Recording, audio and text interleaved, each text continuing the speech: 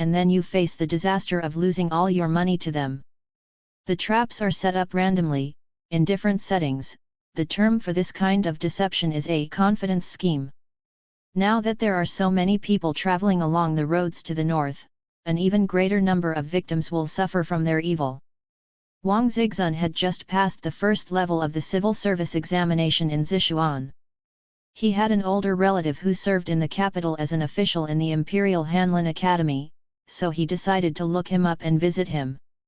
He prepared all the necessities for his journey, and then headed northward out of Jinan.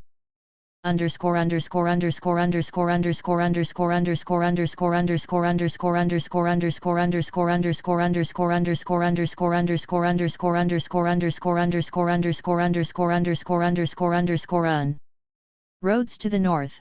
Pu's reference point is his home in Sichuan County, Shandong Province, which is southeast from the national capital.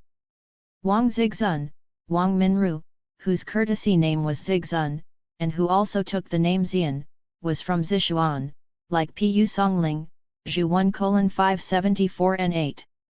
He narrates Pu's next two stories, The Frog's Song and The Performing Mice.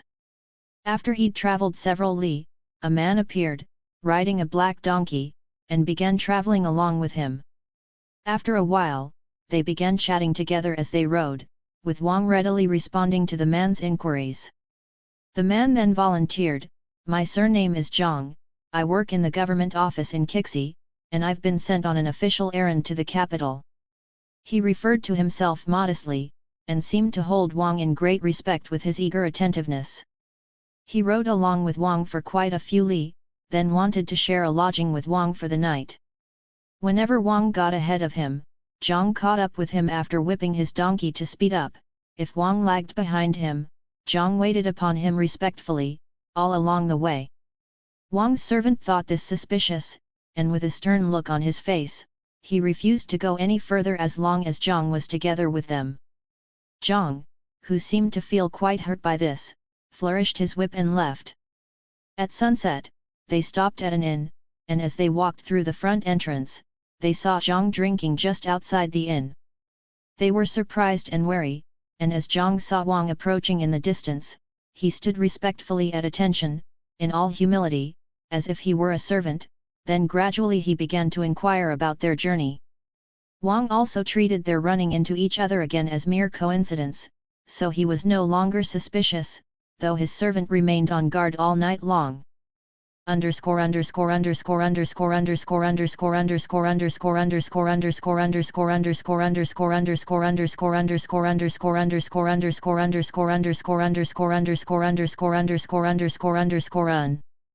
Hanlin Academy, an elite occupational placement for scholars, whose livelihood consisted of performing tasks for the emperor and his court, such as writing letters, literary compositions, etc.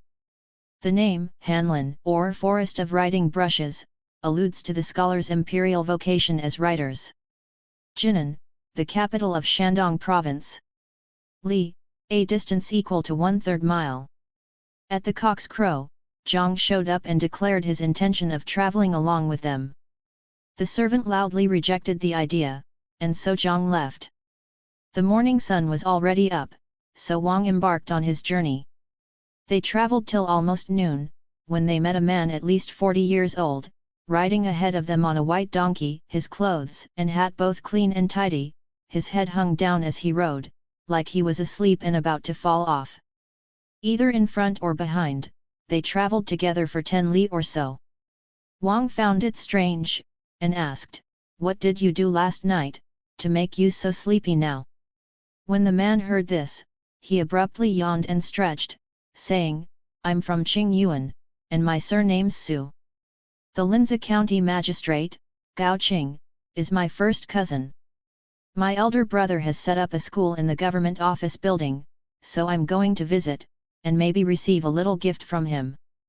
Last night, I stayed at an inn, and in order not to be taken in by the same confidence scheme, I stayed on guard and didn't dare close my eyes, concentrating until sunrise, so now I'm rather disoriented and exhausted."